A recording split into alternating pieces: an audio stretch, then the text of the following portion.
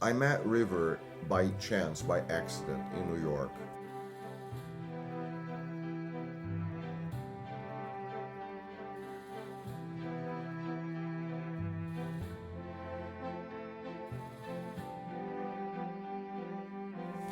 It took me all this time to be able to talk about my friendship with River Phoenix, of course, because he died, but especially because the whole thing had a background that is scary.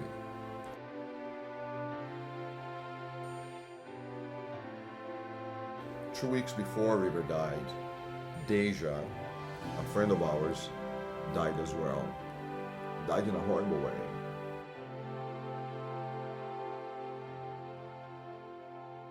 Between 1989, I think it was November that you showed up, and I must have met you like a day after you got there, right? Because I was really close to Deja, and I only lived a couple of blocks down from you. The same day I met him. When we came back from all this trip, we met you. It was pouring rain. You know, I was already soaked wet, and I finally found a marquee and I went under that marquee. All of a sudden comes this other guy. First, all I noticed was like, you know, some tall, blonde guy. Then I looked at him, he said hi, and I said hi, and I noticed like one of his eyes was like, you know, going somewhere else. So my cousin has that wandering eye as well, so I just like remember that because I had to like, oh, jump and focus on the other eye because this one is not really looking at you, is the other one. But the problem is when I met River, it was all about Deja, he, me, and other 9 people that would be part of a group of what he called the Lions that had a golden aura. So it all started when I met River by chance, and actually started a little earlier. Just before I left Brazil when I was 19, a friend of mine took me to a farewell party, and it was sort of like a hippie-ish, Zen, Buddhist, whatever, mystic, spiritualistic type of happening. And there was this guy saying that he was a shaman, a Peruvian shaman. My life was going to be after I left to the US, so I took it just as a, you know, typical psychic stuff, or this, you know, saying obvious things. Oh, you're gonna go to the US and you're gonna be successful, blah blah blah. But then he had like a cutout of a book, and it looked like it was an illustration of a painting from the 17th century or something like that. From, you know, from the way the people in the painting were dressed. That's how I conclude. And it was like 11 kids and 1 adult in that painting. And he said that I was one of those 11 kids, and that throughout my life I was going to meet not only the other 10 kids but the adult from that painting, that I specifically would be the only one who would meet each and all of them, because 5 of them would die very early, young.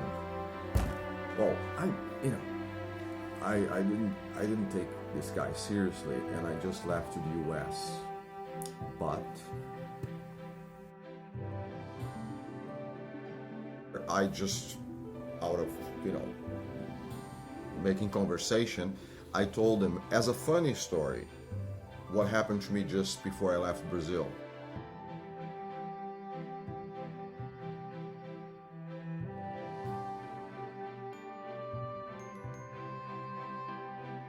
And then came this guy, this Peruvian shaman. And I was like, wait a second, Peruvian shaman?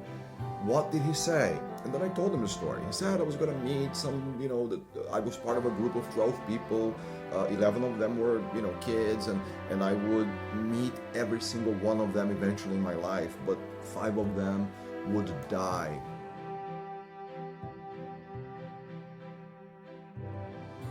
But when I told this story, River was like, oh. His eyes got straightened basically, and he looked at me and was like, I was told the same story years ago when I was a kid, and And not only that, he said, I had this in my mind this couple of days, and then I meet you here, and you're telling me the exact same story. But then he gave me like a piece of paper with his, it was like an address and a phone number. I remember there was a phone number in the top because it was like something with parentheses, like some number inside.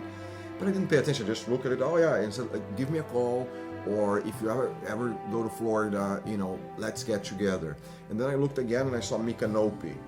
Like, I thought it was a weird name, but it stayed in my mind that Micanopy, you know, the only word, I mean, there was a bunch of, because it was an address and a phone number, it was more numbers than anything, and then the word Micanopy. So it just stood out. I was just, it stayed in my head. And I'm saying that because I put that, I folded that little piece of paper, put on my jeans, but I was soaked wet from the rain.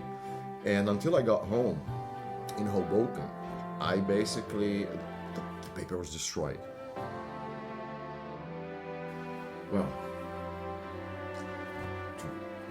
gather more coincidences, which I consider coincidences. That friend of mine that took me to a farewell party where I met this supposed shaman, she was arriving in the United States the next day. She was moving to the US. I came like half a year before, and she wanted to live there as well, so she came to like share a roof with me. When she arrived and I told her that I met this guy, this, you know, was River Phoenix, and he said this and that, she was like, ugh. She took very seriously what the shaman said, and she said, he is one of the lions with the yellow aura. And I'm like, oh my God, why did I tell her that? And she just decided we were going to go to Micanopy. She spent, I mean, I don't know, a long time looking at a map because we didn't have internet. We were two kids, we were both 19. She just like got a map of the United States that we had at the apartment. And she just hours, she looked everywhere until she found it. Here, Micanopy, in the north of Florida. We go there tomorrow. She had brought some money from Brazil to move, so we used that money to just buy the first ticket we found. We went to Orlando, spent a couple of days at Disney World, and then we took a bus 3 hours up to Gainesville, Florida. We went out that night into Main Street in Gainesville, Florida, where there were a bunch of bars where they were playing, you know, some rock bands were playing in many of them, so you could hear the music coming out from inside. We didn't go inside of any of them because I think we had to pay or something and we didn't have any money. But in front of one of them, there was this guy with piercing eyes, like looking at me like directly into my eyes, and I was feeling uncomfortable. It was this long-haired mulatto, and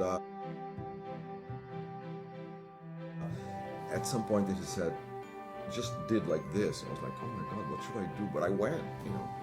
We started talking, and immediately I realized he was Brazilian. He was from the north of Brazil, from Bahia. They have a very specific accent, which he, you know, transported into English. It was really funny.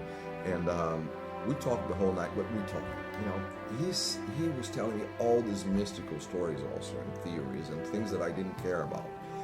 But I had nothing to do. We had no money. And I was just actually trying to find the right moment to tell him what was happening to me and Shawnee, that we just, you know, had spent our money and we had no place to stay. That's why he invited us to go. He said, look, I live with other people, but they're cool. They have a band, so I think they're not gonna mind, but it cannot be for too long. So we went, and then what happens? Because Deja was just like painting houses and doing this kind of, you know, menial jobs, and he said like it's you know, it's actually the top band in town, the most respected band in town, and they're cool. Of course you cannot move there with me, but I can, you know, take you for a week or something until you sort out your situation. So we went there, me and Shawnee, you know, she slept with him that night and I slept on the floor. And because we went like early in the morning after the whole night, you know, this Friday night out, you know, in front of a bar, a rock bar, we slept basically the whole day. When I woke up, it was like late afternoon, almost early evening.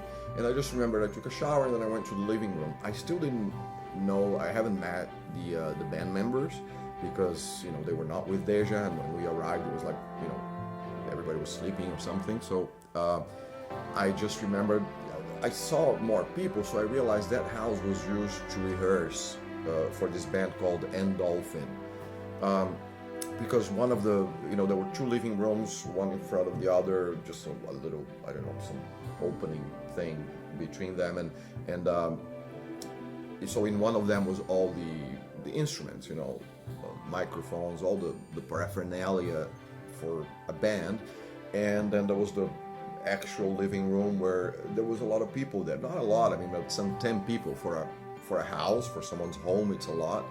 And they were like hanging out, sitting around, so I just, blended in, didn't say hi to anybody, I didn't know who was from the band, who was not. And then at some point, Shawnee came out and we sat on the floor by the wall. When I sat and I was looking at this place where the band was, preparing to rehearse, not yet rehearsing, the door opened, and of all people in Gainesville, of all houses, River entered that house. If that is not fate, I don't know what is. We were his close friends or acquaintances, or were witnesses of how was his life, not from a Hollywood perspective, but from his real life in Micanopy and Gainesville, Florida. Yes. So as a creative person, not in the Hollywood sphere, but in a small college town sphere, really. Exactly. I mean, certainly his celebrity came with him, but and as a person of the community, you've got to stand on your feet as a human being. So I met him by chance in New York. We had this crazy story that we shared. Then in a mad way, I went to Gainesville, which was the closest city to Micanopy. Micanopy didn't have anything like a hotel or anything. We just found that, the idea would be to be in Gainesville and not Micanopy, and then we would try to find out how to, find River in some way. That was her plan. I was just like, having an adventure and chilling out and just basically, going with the flow. But then I was impressed because, wait a second, by accident, we ended up in this house, and of all houses, this guy had to live in a house that River frequented, that he went to, and actually where he went more often than any other place, basically, if we don't count perhaps the Joshes, the two Joshes who were like his bandmates that I think he visited a lot, but Endolphin House was a place that he went a lot because, first of all, one of, I think the bass player, Josh McKay, I think that's the right name, long hair, Gemini, very nice guy, very intelligent, bright, incredible guy. He was dating or boyfriend or actually living together with the lead singer of Endolphin, Ana Diaz from Venezuela, who immigrated to the U.S.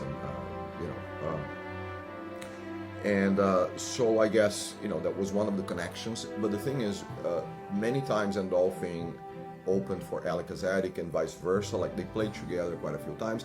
And to be honest, I feel that it was the favorite band of Rivers, and that's why, or at least the favorite people, because he was there very often. He was in that house all the time.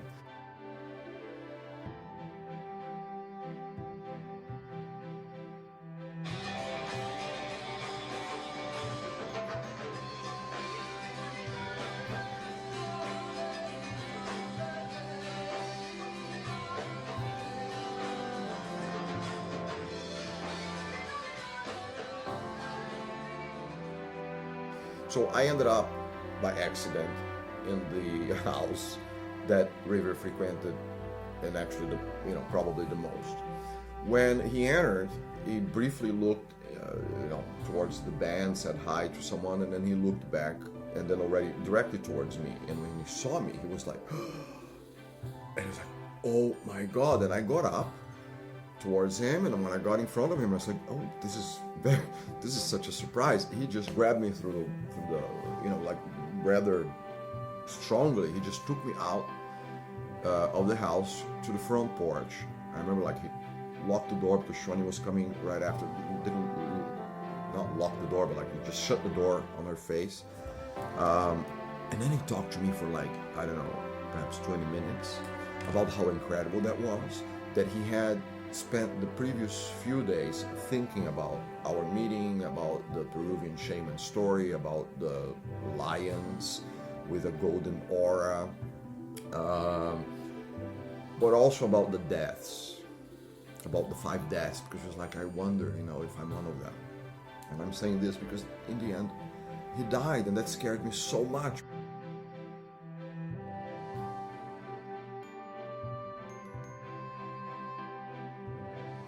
Have it all like, the gay file and then the straight file, so that people who don't want to have that image in their head can go ahead, because it's the sort of thing, same with like, for me it would be the same thing as hustling, to have it done. Yeah. But like to witness it visually, or to be around it, or to be in the presence of something that was going on, is almost the same thing as actually doing it. You never hustle. It imprints my head in a way that I'm kind of, it's not that I'm afraid of it, it's just that it doesn't like rock my boat. And I respect it and understand it, and I'm fine with it, but don't necessarily feel that I should have to see it. I don't feel that I should have to absorb it, in a sense. I was one day with River, he told me, he asked me to solve a problem for him, and he explained to me that at the age of 18, a girl, not River was younger, when this girl was 18, she was going through also a Tiger Beat, Teen Bop type of magazine with, kid stars, because she was a girl looking at them, and she was with the page open on a picture of River with the whole family, meaning his mother, Arlen, at the time, now her name is Hart, John, father, everybody. And her mother was passing by, and she looked and said, "Oh my God, this is your father." And she's like, "What do you mean?" John, she was pointing to John. And this is the story Marie told me, not River, by the way. This specific story is Marie's story. And then she basically sat down and said, "Look, this is your father. This is John." From what I remember, they were from a Kansas town, some small town in Kansas. And the story is, John was from there, or was living there, and this woman, who was Marie's mother, was his girlfriend. Normal girlfriend, but he was, I think, called to join Vietnam, to go to Vietnam, and he ran away. He deserted by running away.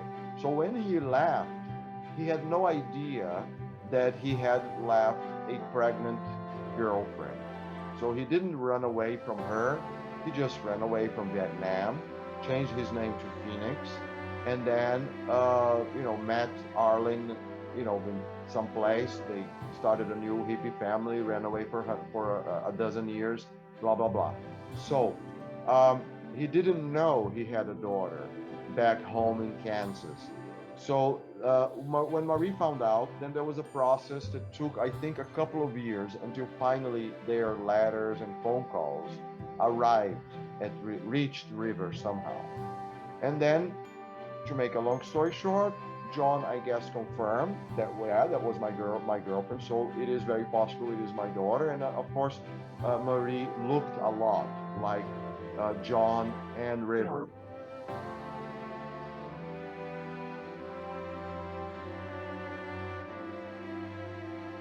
In the meantime, she first tries to live at the farm in Micanopy, where River's family lived, hard, Leaf, who became Joaquin, the girls. John, I think, was already more living in Costa Rica than there. He was very often in Costa Rica. And Marie first went to live there, and then she, the girls insisted in drinking milk, cow's milk. That's what she told me. That they didn't want cow's milk inside the house, and the girls were not happy to drink soy milk. I don't know if it's so simple like that, but that's the story Marie told me. And then she said that because of that, she was having fights with Hart, and to the point that Hart expelled her, and she had to Like go a live trailer, right? into the bus, the band's tour bus, Oh, okay. right? Which was parked just in front of the house in Micanopy. This blue wooden house, I think 3 floors. Um, they, but that's when I think about this, I think that's what you told me to make me feel like, oh, what a bad woman, and because she told me that when she needed help, and I helped her. So Yes. she first went to live inside this bus, but then what's happening? In the meantime, River is in Portland and Seattle filming My Own Private Idaho with Keanu Reeves, and I was invited to go there, so I went there. And then you So were she there. was staying in her car outside the house while you were gone, and then when you came back, you invited her in. Is that how that worked out? Yeah. I literally came that street and I saw already that car parked in front of our house. You I was guys never. oblivious. Yeah, because a car, and you were probably inside the home anyway or whatever. And I just never really always paid attention to the periphery of Yeah. what people are doing on the outside.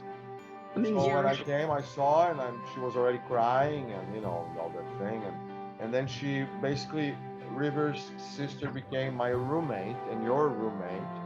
Uh, she did something very bad. She asked me if she could go away for a few days because she was so stressed out with all that she had been living through.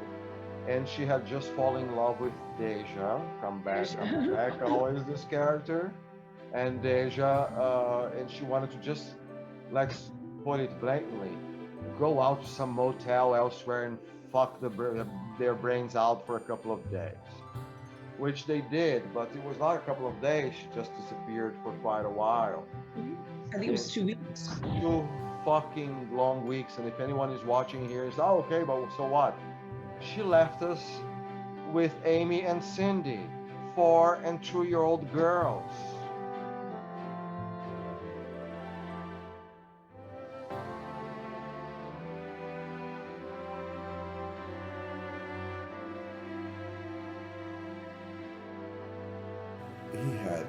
He became very impressed when he met me, because in his mind I was one of those lions with the yellow aura that had a special mission that was told by a Peruvian shaman. I didn't believe it, but when he died I got scared. What if? Because the story said 5 will die early. When I got the news that River died, I got really scared. Because Deja had died just 2 weeks before. And not only that, it was a horrible death. It was like from a Stephen King movie. He lost his head, it went rolling down an avenue in Gainesville. And the whole thing between me and River had Deja as a bridge. And the deaths were part of the story from the beginning. He definitely changed the world, and not because he was a Hollywood actor, but because he was an alternative thinking person for a generation that was stupid. Bubblegum, commercial, Reagan era.